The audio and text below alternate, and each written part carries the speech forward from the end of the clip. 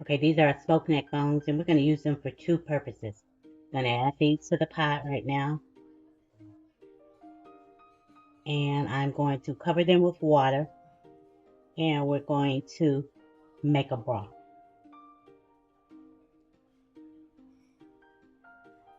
So we're going to cook these for about 35 minutes, just enough to pull some of that good old smoky flavor out, okay?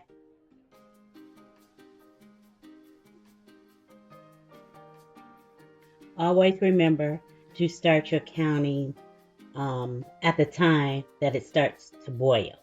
Not right now because it's not boiling, so you're not going to get your full boiling time. So from the time it starts to boiling, we're going to count for about 35 minutes, maybe 40 minutes, okay?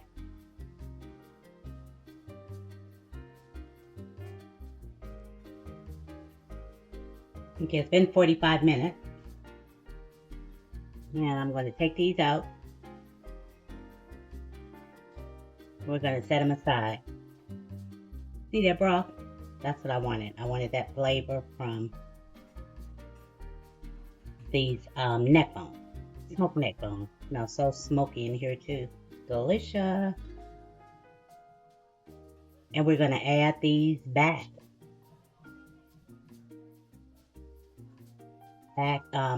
into the pot just a bit later, okay? I think we got them all right there.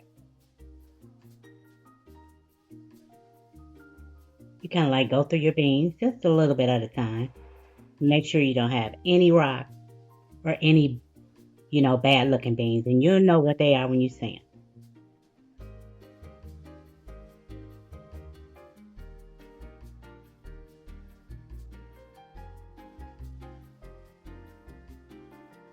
And here's a pound of pinto beans that I've rinsed really well. And this is going to make quite a few beans. But that's okay because you can freeze beans for up to 6 months. So we can eat off of this probably about 3 times or so. But let me stir it a bit.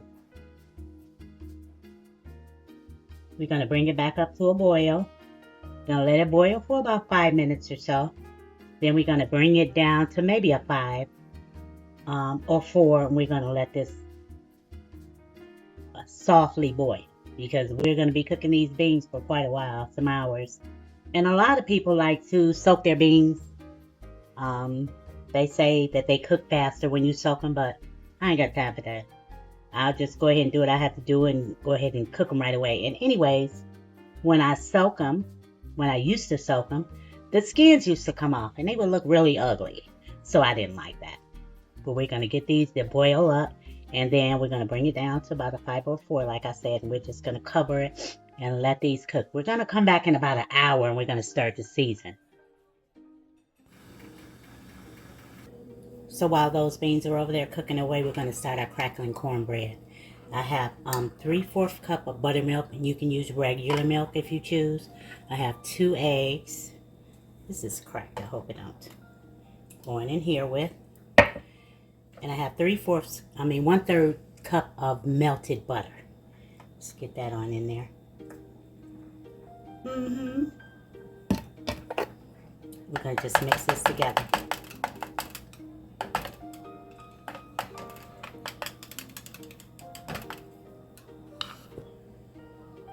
And here I have, all the cornbread ingredients that you'll need, but I'll place it right up at the top so you can see everything that I put in here. Okay, I'm going to add this mixture in. This ensures that everything is mixed well, that's all. Let's get this mixed together. And here I have 1 1/4 cup of cracklings. You can use pork rinds out of the store, but my husband talks about this cornbread so much that his grandmother used to make. When I went down south, we went to the south, I made sure that I found the cracklings like his grandmother made. Even though she made her own, this is as close. This is close enough excuse my tongue is tight, close as I can get to the real thing. So he always talks about it. So we're gonna get, and they're pretty oily too. We are going to see, okay? I've made it before, but I made it with, you know, the store-bought, what do they call them? Chicharrones or something now. But, you know, the pork rinds. Let's get this all mixed up, okay? Making sure it's mixed well. It looks good, doesn't it? Can you see?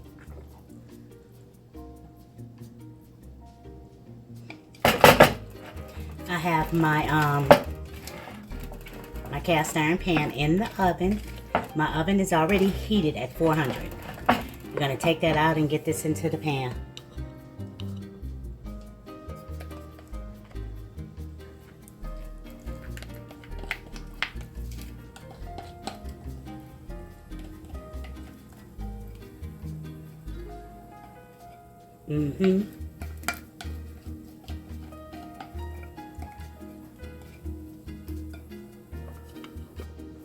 Into the oven for about 30 or 35 minutes. There's our cornbread. Can't wait to cut it. So it's been about an hour, a little bit more. I'm just going to start seasoning. I'm just going to season gradually. I'm not going to season it all at once because, you know, seasonings can cook away. This is just a tablespoon of Pinto bean seasoning. And I put this together myself, but you can buy it in the store or you can look online and make some yourself. I'm going to add a little bit of onions. And where's my spoon? I'm going to stir these. I'm going to taste it too.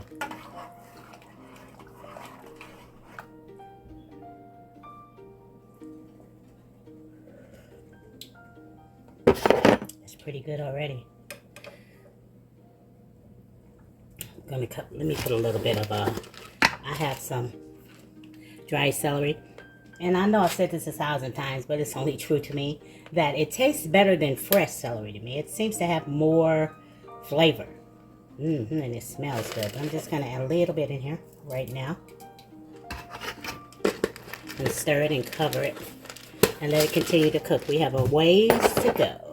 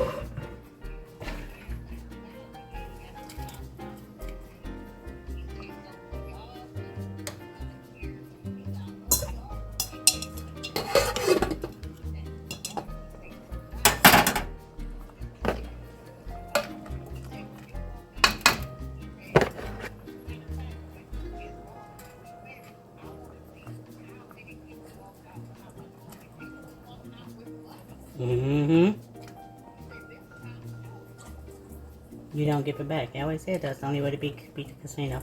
Actually, they said that you'll double your, once you double your money.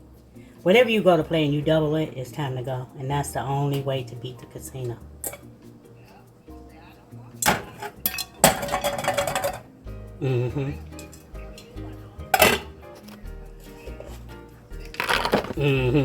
But they know, yeah, you listen to the ones that do it, I guess.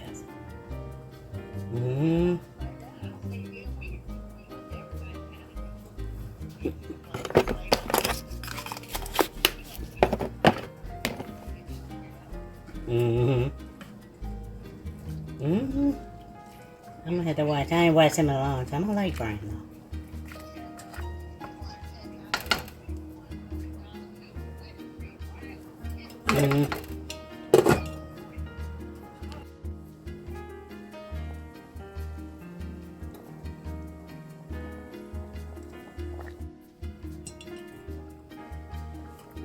Okay.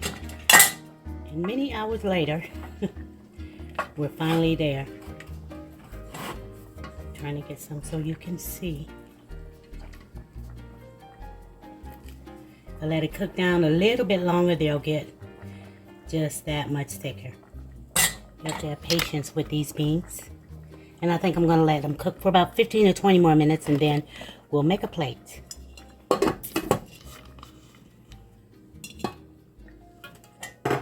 Okay, now we're here. See, I just wanted it to thicken. There we go. Let's fix a plate. And here you have it. You have some white rice, your beans. This is your neck bones, smoked neck bones. Here is your onions and tomatoes. And here is the cornbread. Can you see it? Well, I hope you enjoyed this video. I want to thank you so much for watching. If there's anything that you would have done different, if I should have added or taken away something in your opinion, just in the comments below. Until next time, you stay safe, you stay well, you stay blessed, and you remember that God loves you, and so do I. Later.